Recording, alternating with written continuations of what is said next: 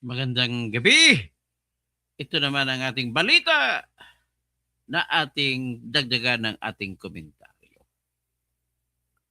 Ladies and gentlemen, ito po, nabasa kong balita na kukomentar sa balita na yung Chinese ambassador ay nagwa-warning na baka aabot sa sitwasyon na economic issue na mangyari. Pag economic issue po, ang mangyari po ay ano, hindi, baka mapauwiin nila yung mga OFW galing Hong Kong, galing Macau na napakarami, itong 300,000 lahat yan, at mga OFW dati na nasa China. Hindi man lang sinaalang-alang nitong ating mga mayabang. Kung magsalita ay akala nila nasa correct na sila. Hindi marunong magsalita ng malumanay para i-argumento ang kanilang argumento. Particularly, yung mga incendiaries ng ating mga senador, kung magsalita, akala mo, wala silang iniisip. Paano yan kung ang standard po ngayon, hi Felix Pulitan, ang standard po ngayon ng sweldo ng mga Pilipino dyan sa Beijing at sa ibang parte ng China ay 70,000 pesos kada buwan. So, paano niyan Ben Marhuerto pasweldohin ng mga tao kung mapapauwi ng China yan? Di natin malalaman. Ang problema nito, yung yabang lang ninyo. Ang problema sa inyo, yabang ninyo. Yabang ninyo. Bakit? Ibig ba sabihin, pag nagsalita ka ng malumanay, maka-China ka na. Makabubo. O, ngayon, nakipag-meeting na ngayon si Soto, si Lacson, magkaroon nag-set ng meeting, mag-uusap ang mga senador at imbahada ng China. So, pro-China din sila ni Lacson, pro-China din sila ni Soto. Because of that,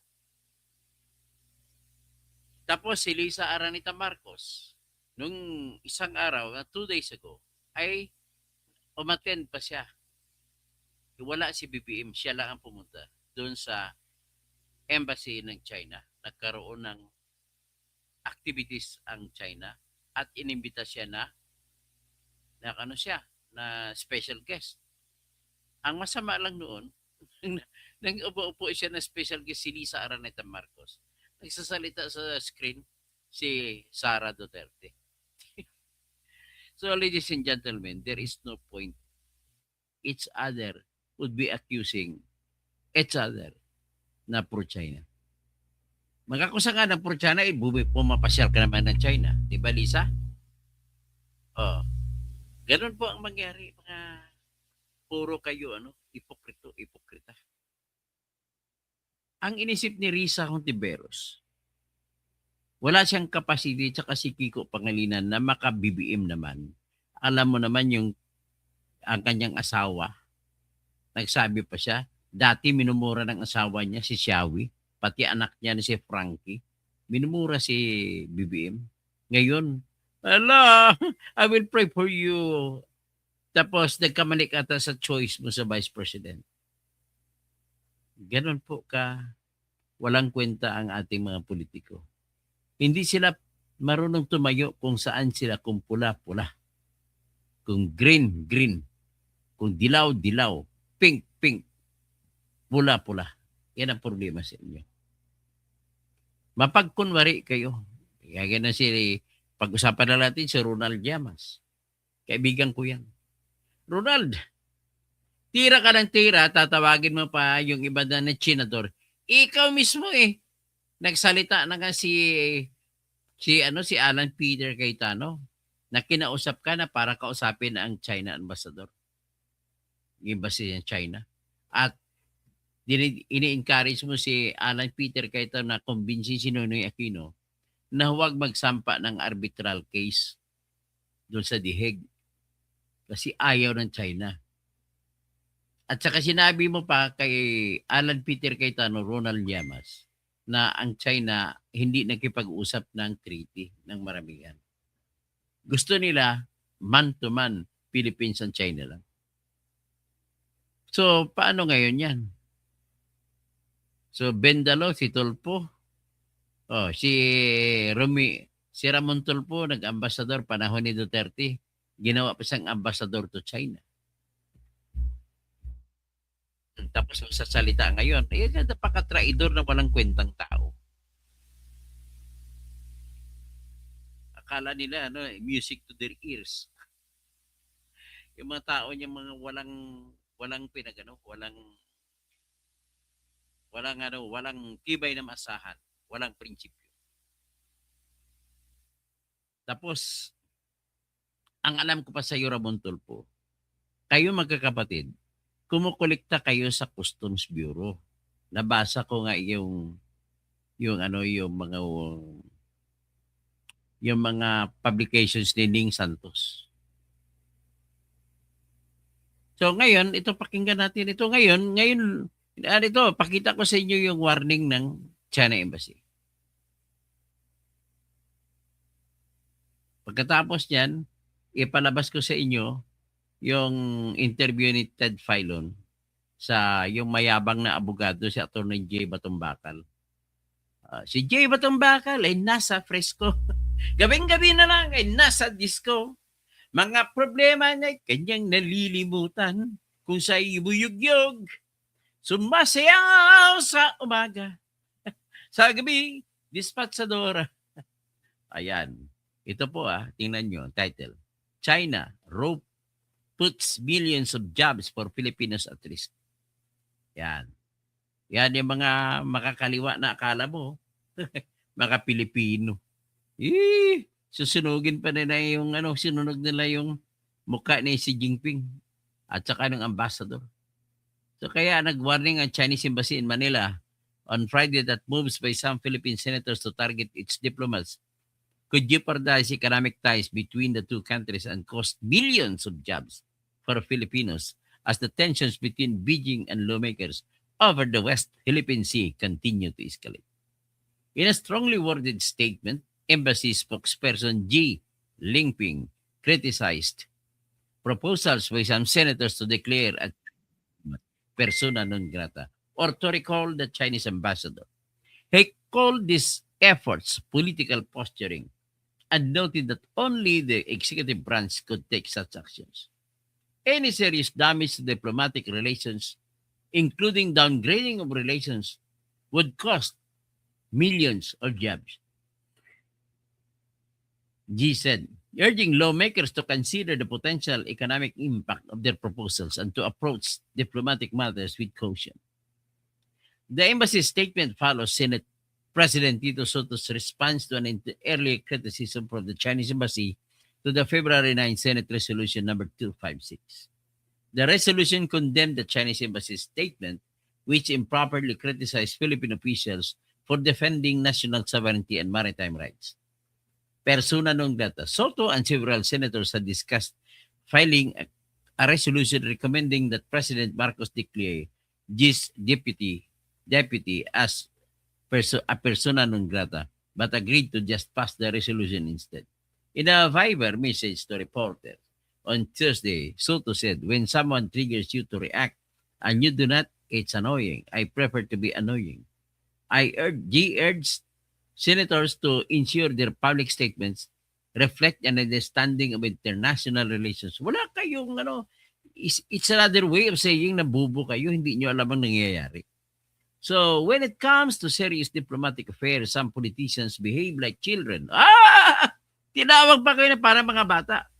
Tinawag kayo ng Chinese diplomat, ng ambassador. Could they at least try to act like adults? Maging matanda na kayo, magpakatanda na kayo. There was no immediate comment from Senate leadership to the embassy's latest statement. G has not responded to requests from the inquirer seeking elaboration on his warning concerning loss of Filipino jobs. Top source of imports. Government data, however, suggests that a fallout in Philippines could extend beyond job losses, with a Chinese pullback risking billions of dollars in trade and investments. China remains the Philippines' top source of imports, accounting for $38.222 billion in 2025. equivalent to 28.6% of total inbound goods. By comparison, the next target source, South Korea, supplied just 10.58 billion or 7.9 billion percent of imports. China has been the country's top import source since 2013. It is also a major export market, buying 9.330 billion in Philippine goods in 2025, equivalent to 11% of total exports. It ranks behind only the United States, 13.44 billion, Hong Kong, 2 billion, and Japan, 11.7 billion. Investment pledges. China is also a significant investor across the Philippine investment promotion agencies. Philippine Statistics Authority data show Chinese companies pledged 10.25 billion pesos in 2025, more than triple the 2.43 billion recorded a year earlier, an equivalent to 3.68% of the total 273.38 billion in foreign pledges. This places China seventh among the top investment sources, behind Singapore, the Netherlands, Japan, South Korea, and Cayman Islands and the US. Chinese companies are also prominent in the Philippines Economic Authority, one of the country's top investment promotion agencies. Mid-2025 data from the agency showed that 118 Chinese companies generated $406 million in exports and provided over 16,000 jobs. 2024 warning. In May 2024, the Bank of America warned that the further in the diplomatic relations between Manila and Beijing caused by escalating tensions over the West Philippine Sea could inflict serious economic damage to the Philippines. China has not been a major source of investments, however, but could possibly have been, as China offered substantial loans and investments in road, rail, and dams and that have not been pursued. The decline in Philippine exports to China, tourism and investment from China appears worse than the rest of the world, the bank said. You are not in China. Mamayang liberal Representative Leila de Lima, a former senator at China, ito pang isang walang kwentang Leila, di ba? Ba't makipag-away ka pa? Oh, in skating statement, De Lima said that it was ironic that the embassy official freely expressed his views in the Philippines. Unlike in China, we see this kabubuhan din ay po ito mga senador at saka De Lima. Bakit nyo bawalan ang Chinese ambassador magsalita sa Pilipinas? Dapat encourage nyo na magsalita. Bakit? Kapag i-encourage nyo, pinapakita natin ang example sa kanila na sa Pilipinas ay may freedom. Sa China, wala. Kaya huwag nyo awayin ang China na ambassador na magsalita rito sa Pilipinas. Oh, kahit sabihin mo, Marwito, pag mayabang na ambassador, sabihin mo ganun, ano gagawin mo? Bin Marwerte, kung alisin ng mga 500,000 na OFW natin doon, kaya mo pasildo yung mga tao ron? Ikaw mayabang, Bin Marwerte. Hindi ganun. Makipag-usap kayo, kaya ang tinatawag diplomasya. Kasi pag diplomasya, malumanay ang pagsalita. Kung ano man ang ating kontra doon, malumanay tayo magsalita dapat.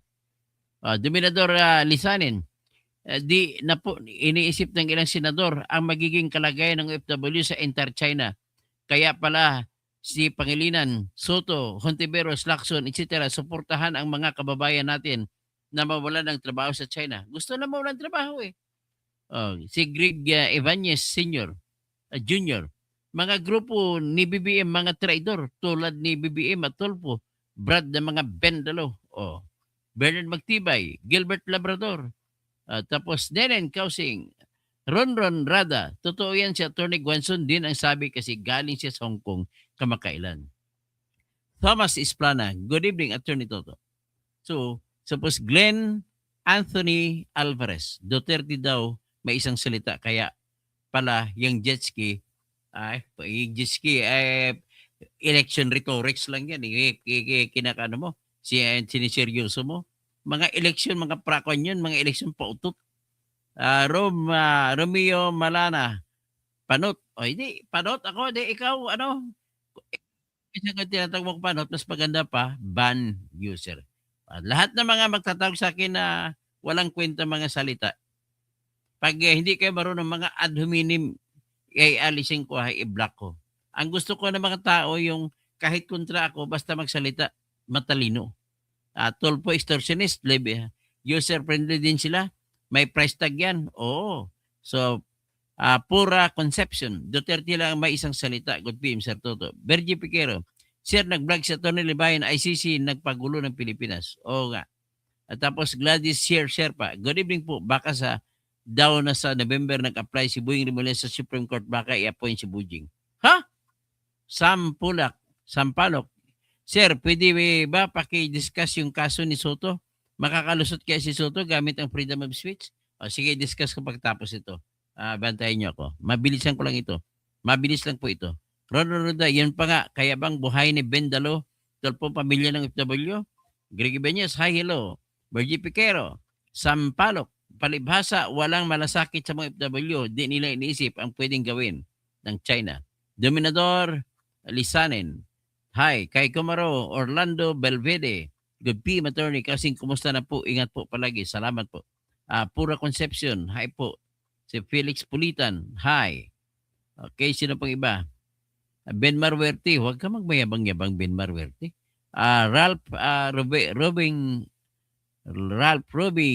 Robing Gibana, for social experiment para sa iyo, magkano ang salary ng isang comfortable living? Comfortable living dito sa Pilipinas? Sa tingin ko dapat dapat mga 50,000 minimum. Ganon lang yung comfortable na yung mga ating tao. Ngayon, sweldo niya, minimum 600. Kung 22 days lang sa isang buwan ang trabaho. So, as 600, mag 700. 7 times 2. So, that is 14. Plus, 15,000 plus lang. Wala. Dapat mahigit 1,000, 1,005. Pinaka-comfortable talaga yan. Pwede ng 1,005. A day times 22 mo. So, 22,000 plus 11,000, that's 33,000 a month. Ben Marwerto, naka-hostage na pala tayo. Totoo naman hostage tayo. Huwag mo gawin ng WPS, wala pa yan sa atin lang yan, WPS. Hindi pa yan inuunor ng ibang bansa. Mamaya, tingnan mo. Ano bang nagkapag-away sa atin? Vietnam, ayaw. Galit sa atin. Although, pwede sila mag-claim, agawin nila yung Spratlys. Yung Malaysia, pwede rin na agawin. So, Gary Hiyahay reposted this stream. Salamat po. Tapos Alan Felix, sayang din yan, attorney. Views, di yung mga basher. Araw sa good evening po. Sige, na-block ko na Ayaw ko yung ganong klaseng ugali. So anyway, i-play ko po dito yung interview ni Ted Filon kay Attorney J. Batumbakal. Nabisto siya lumabas na bubo na abogado O yan. Okay lang kayo mag-comment ng bubo ako Walang problema sa akin. Okay lang basta suportahan nyo lang kung bakit ako bubo.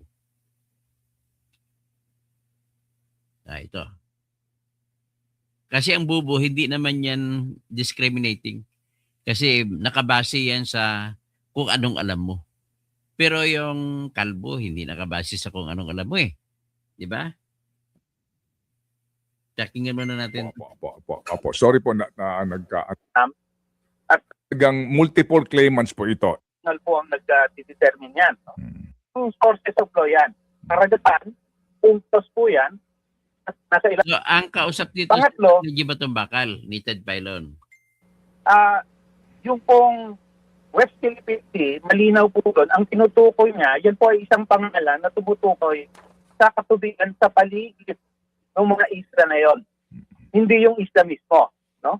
So, ibang usapin, yung ating pag-aari ng isla, ibang usapin, hiwalay na usapin, yung pag-aari ng katubigan niya. Kasi nga, ibang sources of law yan. Karagatan, puntos po yan, at nasa ilalim ng utos yan. Yung pagdating dun sa ownership naman ng mga land territories isla, customary international po ang nag-determine yan. No? A matter which is not written. No? Hindi kagaya sa UNCLOS, NFTT, nakasulat klaro. Pero yung pagdating dun sa pag-aari ng land territory, customary international law po yan. Opo. Okay, sige po. Yan, natahalo. Opo. Attorney, so ang status ho ngayon talaga basically po nitong Spratlys Group of Islands na ito, including the KIG, ang status niya ho ngayon talagang multiple claimants po ito. And that's Kaya na, inamin niya, multiple claimants, hindi lang Pilipinas nag-claim. a given now, right? And the claimants po dito, kasama na po dito ang maliban sa China, pati po ang Indonesia, di po ba? Well, yung Indonesia po, wala po siyang inaangkin doon sa Spratlys.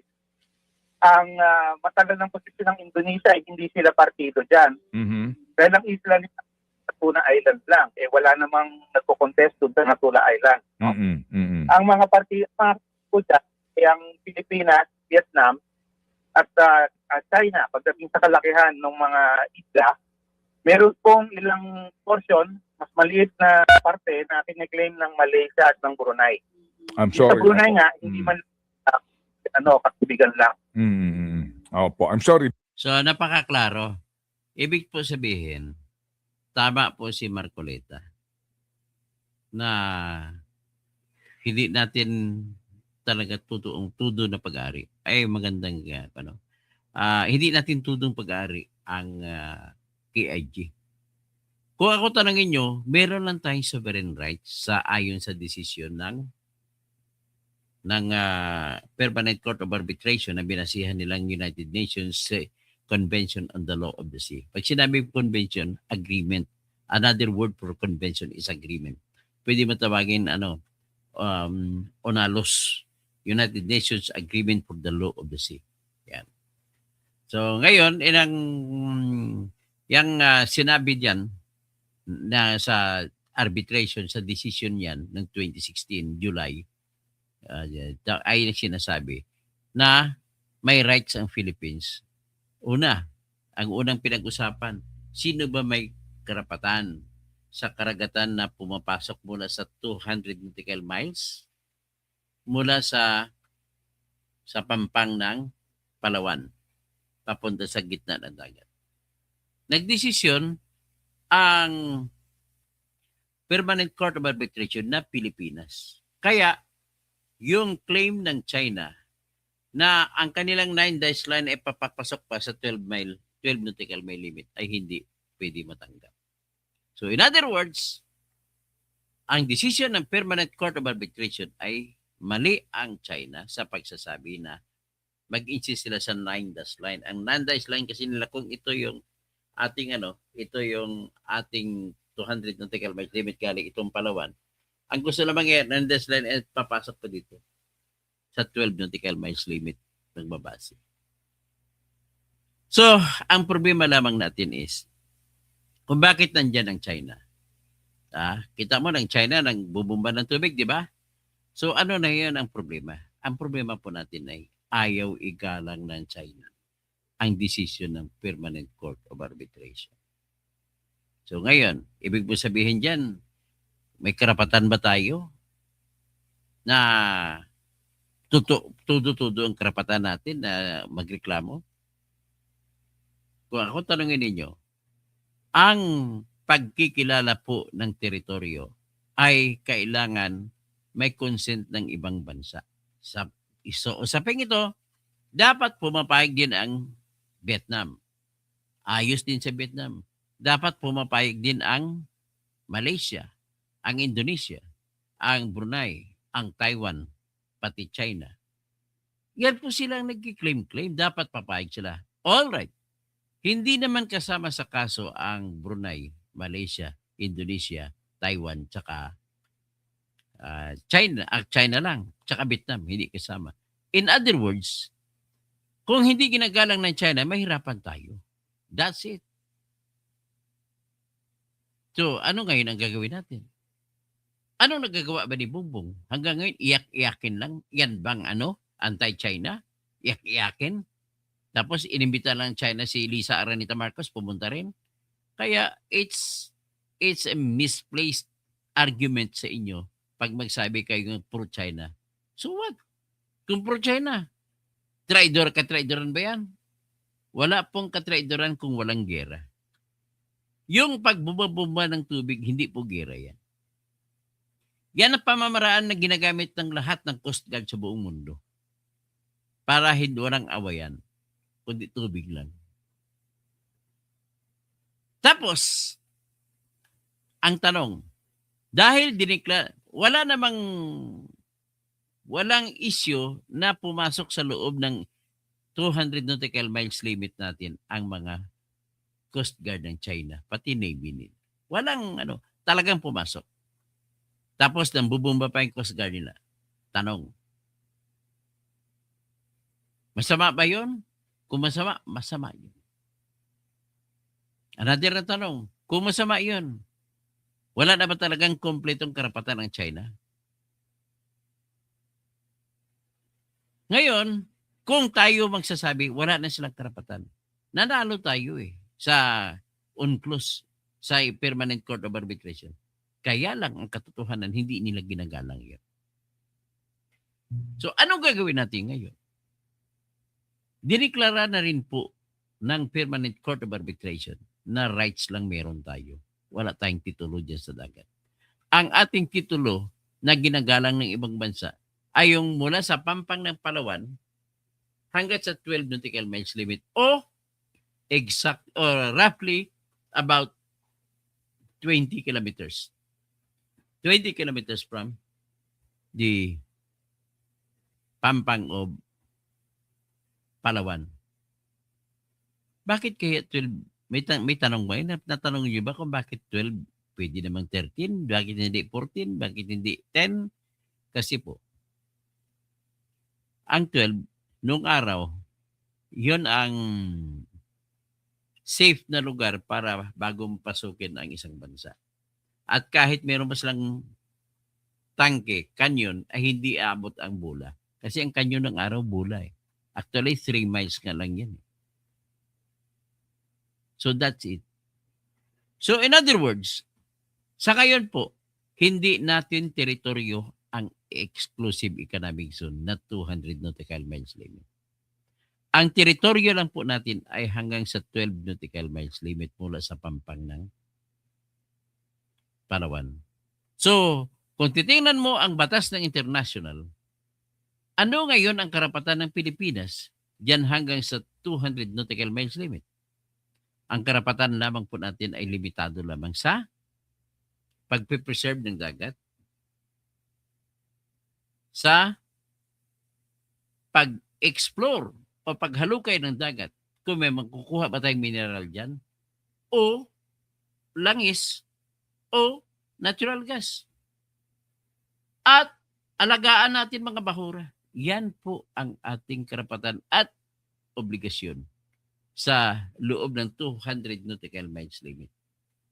Tanong, pag pumasok ba ang China Coast Guard, ang Vietnam Coast Guard, ang American Coast Guard, ang Australian Coast Guard, ang Japanese Coast Guard, pati Navy nila, pag pumasok sa exclusive economic zone, pwede ba tayong umangal? Sabi ni Marwerte, sagutin mo kung pwede kang umangal. Sa batas po, hindi tayo pwedeng umangal. Bakit? Innocent passage lang yan Innocent patrolling lang yan. Pwede naman nila gawin. Tayo rin, pwede rin tayo pumunta sa kanilang exclusive economic zone. Exclusive economic zone lang yan. So ngayon, pag magtanungan ngayon, bakit binumbahan ng tubig? Well, ayon sa report, wala tayo doon pare-parehas. Sila lang mga Coast Guard nandun. Ang ayon sa report nila ay nung lumapit lamang, binumbahan sila. Tapos, kung magre-report naman ng China, sa kanilang report, binabaliktad nilang report. Tayo ang mali. So, ano ngayon? What does it say to us? Anong sinasabi niyan sa atin? Ang sinasabi sa atin, parang sinasampal-sampal tayo. Hoy! Hindi ko mo exclusive economic zone nyo ito, ay wala kaming karapatan dito. Kasi pwede ka naman bumumba ng tubig kung, halimbawa, ayon sa kwento nila, inaatake kami. Nag-akwa sila, nakakanyunin kami, binumba namin tubig. So maging usapin ngayon, sino ba talaga tama? Pero siyempre, Pilipino tayo, mas naniniwala ako sa ating Coast Guard na mali yung kanilang ginagawa ng China. Pero pwede sila pumasok. Yung kwento mo, dredging na yan, wala akong narinig dyan, Benmar Huerte. Kwento mo lang yan. Pakita mo nga balita na mayroong ganun. Tulungan mo ako. Para kung mayroon, suportahan kita dyan. Wala po akong narinig na nag-dredging. Ang alam ko lamang ay nagpatayo pa ng isla. Hindi dredging. Pero pag sinabi mo dredging, baka nagsip-sip ng buhangin at inipon sa gitna. Hindi po dredging yan ang tawag. So, gano'n ang sitwasyon. Tanong, may kapangyarihan ba tayo na bawalan ang ibang bansa? Ang mga mangingisda nila, bawalan natin pumasok sa exclusive economic zone? Tanong. Bago nyo sagutin, at bago natin sagutin, noong araw, binabawalan natin. At gano'n din siguro iba. Pero sa atin, binabawalan natin. May hinuli pa nga tayo eh. Sagot, ang tamang sagot, wala tayong karapatan na bawalan mangisda ang kanilang mangingisda sa ating exclusive economic zone. Bakit? Hindi naman kasama ang isda sa sulong karapatan natin. Ang sulong karapatan natin ay maghukay, maghanap ng mineral sa ibaba ng lupa. Yung isda, lumalangoy yan galing Vietnam, lumagoy pupunta ng Philippines eh. Pabalik-balik ang isda. Ang tawag sa Latin o sa prinsipyo sa mga isda ay res nullius. Yan po ang mga bagay na walang nagmamayari. Res nullius. Ibig sabihin, nullius none. Magkakaroon na lang pag-aari sa isda kung mahuli mo. At ibebenta mo, yung bumili, yun naman may-ari. Pero unless and until you catch the fish, the schools of fish, hindi mo pag-ari, wala kang karapatan na bawalan ang ibang tao. Ginawa po ng Diyos ang mga isda para sa lahat ng tao sa mundo. Pero of course, kung mga isda sila, ang hinahabol na lang natin, uy, mag-ano naman kayo? Excuse me naman kayo. Ganun lang ho. Pero wala tayong karapatan na arestuhin ang mangingisda nila dyan.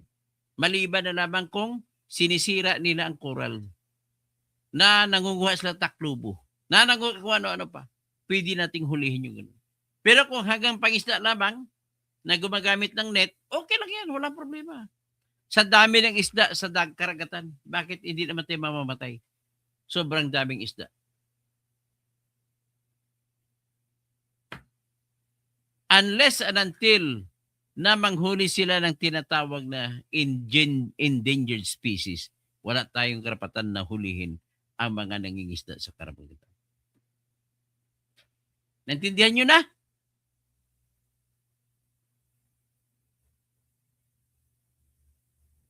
Naintindihan nyo na?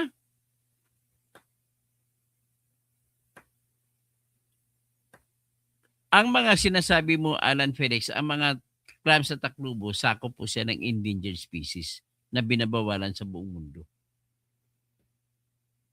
Kung seaweeds lang, I don't think seaweeds, palutang-lutang lang yan ang seaweeds eh.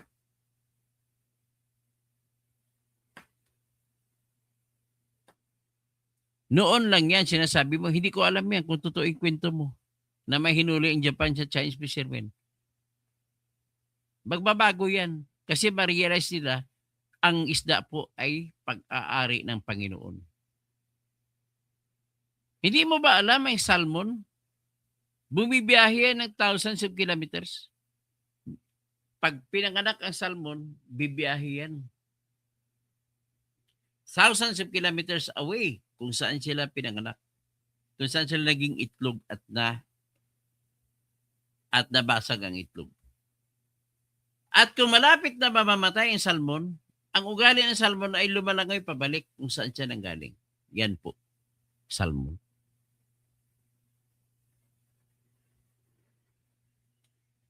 So, naintindihan na ninyo, yan po katotohanan na relasyon. Kaya huwag tayo magkipag-away. Let us respect each other's rights. May karapatan din sila mabuhay kung isda lang ang pag-usapan. Of course, Ang rekomendasyon ko talaga dyan, para walang away, magpipirma ng agreement, pwede din kami pumunta sa inyong EEZ, pwede kayo pumunta sa aming EEZ, wala lang bombahan ng tubig, maliban na lamang kung may atake. At walang hulihan ng mangingisda, maliban na lamang kung nangunguha na ng mga taklubo, nangunguha naman kung anong mga endangered species. Nangunguha ng maming. Ang maming, endangered species ang maming.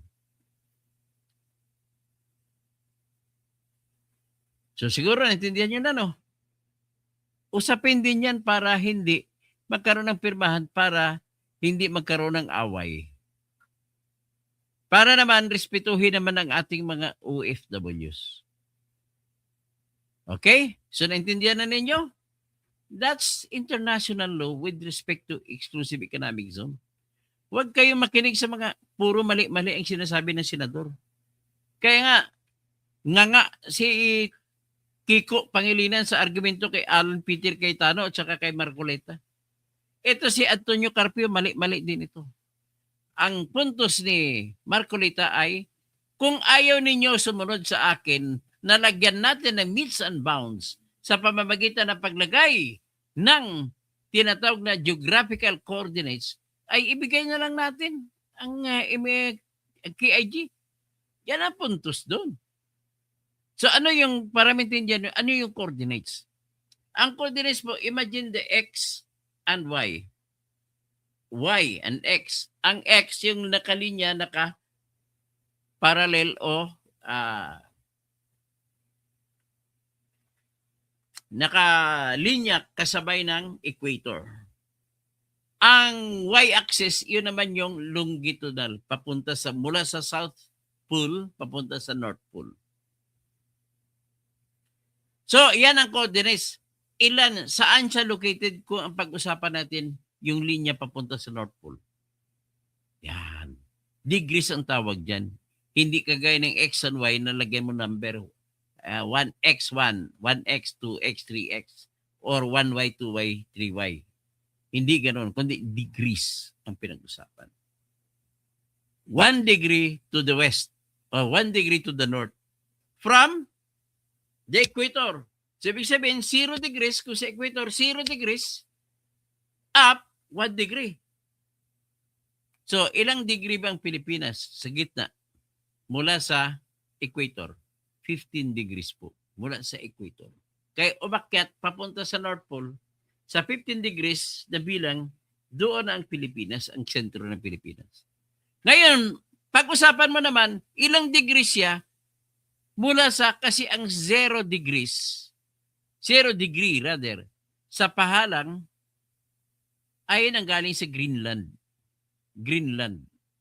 Mula sa Greenland, 0 degree yan. Yan pinag-usapan na yun ng buong bansa na dyan ang 0. Papunta sa Pilipinas, 120 degrees. So naintindihan nyo, yan po ang geographical coordinates. Ngayon, kung coordinates yan, linya-linya, maigsi-igsi yun, dikit-dikit. Ganon po yan, latitude at longitude. Pinapaliwanag ko lamang ito po sa mga hindi nakaintindi ko anong GPS, Global Positioning System. Okay? Hanggang dyan lamang po tayo at maraming salamat po. So, ibig sabihin na, ulitin ko lang, wala po tayong titulo sa exclusive economic zone. Anybody can pass through the exclusive economic zone. Kahit anong bansa, innocent passage yan.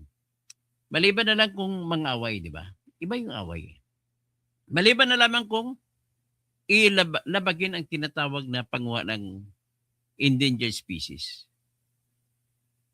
Ang mangingisda, pwede mangisda. Kahit saan. Bawal yan. Ang Diyos na ang ating kinakalaban kung huhulihin mo ang mangingisda ng ibang bansa. Pagkain yan. Basta hindi lang sila lumabag sa fisheries law. Huwag sila manghuli ng mga isda na may itlog, kailangan ibalik nila sa dagat yun. Kung may makuha sila sa kanilang net na mga isda na bata pa, ibalik nila sa dagat yun.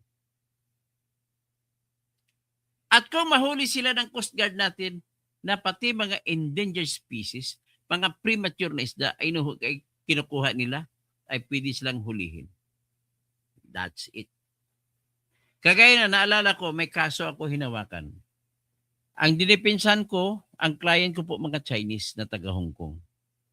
Ang Chinese na taga Hong Kong, hinuli sila ng PCSD na mga gwardiya doon sa Palawan. Ang akusasyon ng PCSD tsaka kasama nila Coast Guard, kasama nila Navy, ay nahuli daw nila yung mga Chinese na namili ng isda doon sa Tawi-Tawi, dumaan lang sa Taiwan, sa Palawan, papuntang umuwi ng Hong Kong. Hinuli nila doon. Dumaan malapit. Ang akusasyon sa kanila ay nangunguha doon sila ng maming at saka taklubo doon sa Tubataha Reef. Yan ang akusasyon. Nanalo ako sa kasong ito. Saan ako nanalo? Bakit ako nanalo? Nanalo po ako dahil una-una na-establish ko.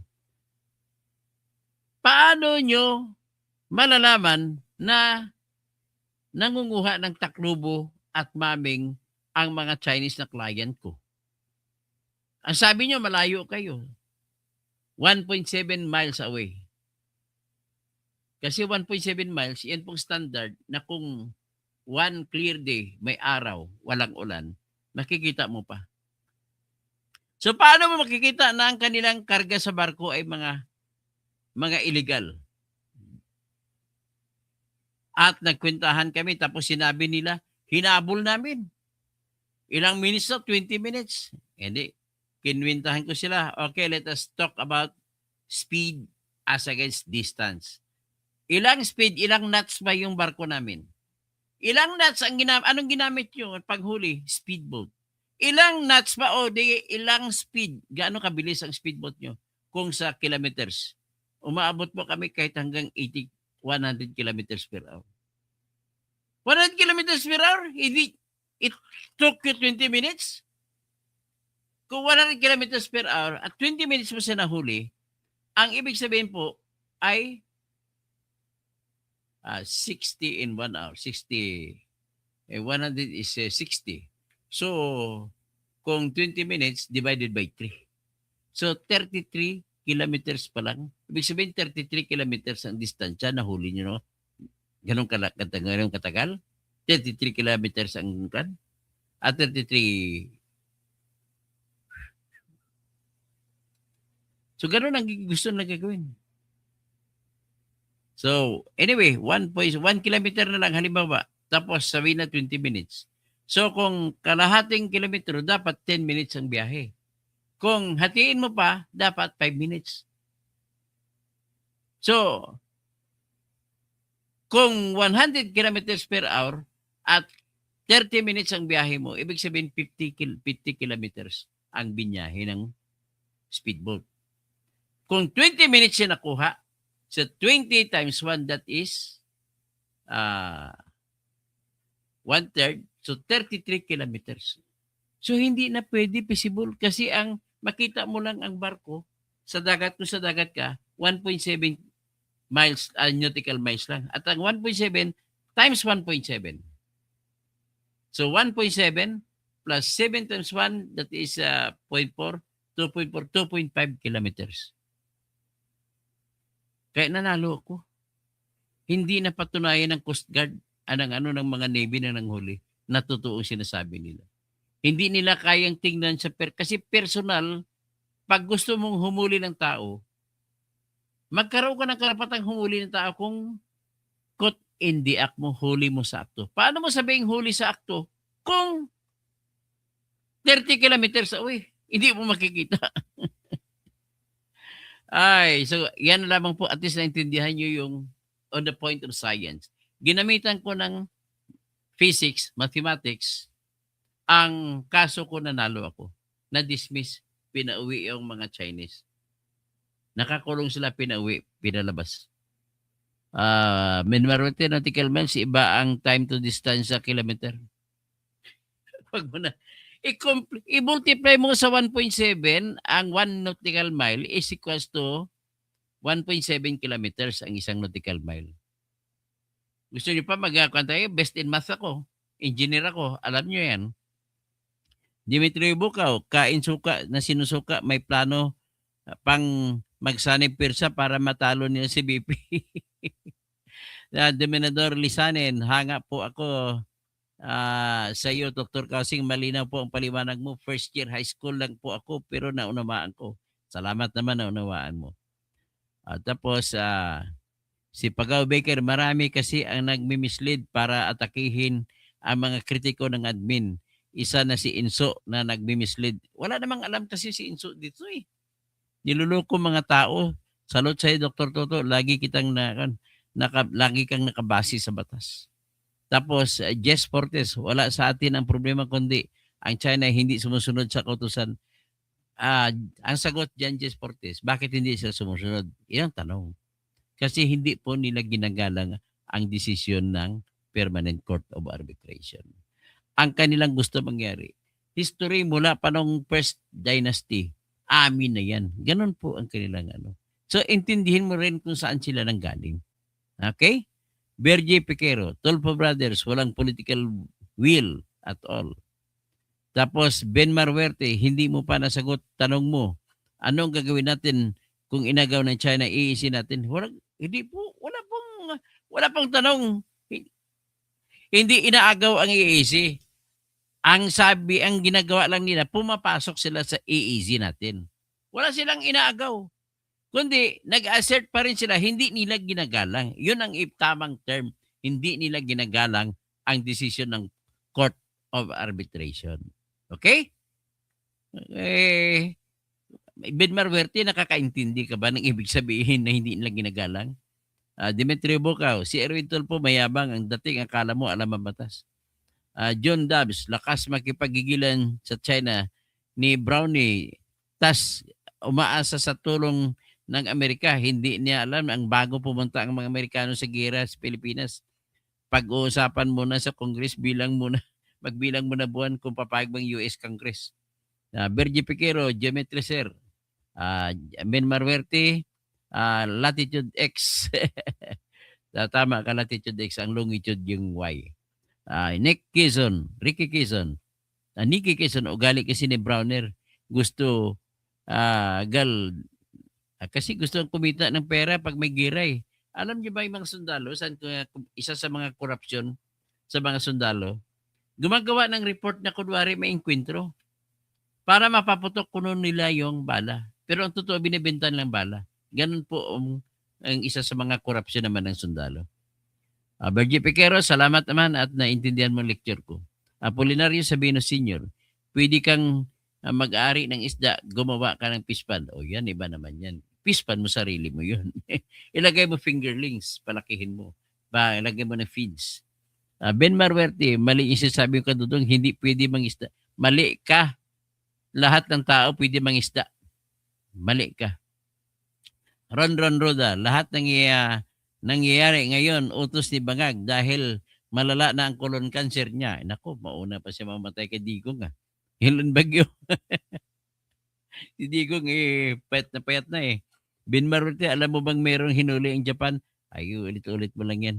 Alan Felix, sinasabi ko nga kanina, na noong araw, ang mga bansa-bansa nang huli ng ibang bansa, ibang fishermen na nangingisda. Pero bawal yun. Kasi hindi naman kasama sa exclusive economic zone ang isda. Ang isda hinabol, sabihin na, Sir, dito kami nagaling sa Vietnam ng isda. Tapos hinabol namin, pumasok sa exclusive economic zone ng Pilipinas. Anong sasagot mo dyan? Ben Marwerte. Dominador Lisanin, Commodore Tirila, harapin nyo na yung hamon ni Sin Marcolita. Mga bobo naman kasi mga Coast Guard natin eh. Pati yung nagpapromote, si Pilar ang apelyido. Hindi nga niya alam, akala niya sa loob ng EEC ang Kalayaan Island Group. Ano ko, Navy ka, magbabantay ka ng karagatan natin, mga isla natin, tapos hindi mo alam kung saan ang lokasyon ng Kalayaan Islands Group. Ben Marwerte, sagutin mo tanong mo kadudong kung ano ang gagawin. Ay, ayaw na. Sinagot na ko na yan. Sinagot ko na. Okay. Yan na lang siguro, no? Alan Felix, sayang din yan, Attorney Bius. Okay, hanggang dyan lang. Maraming salamat po.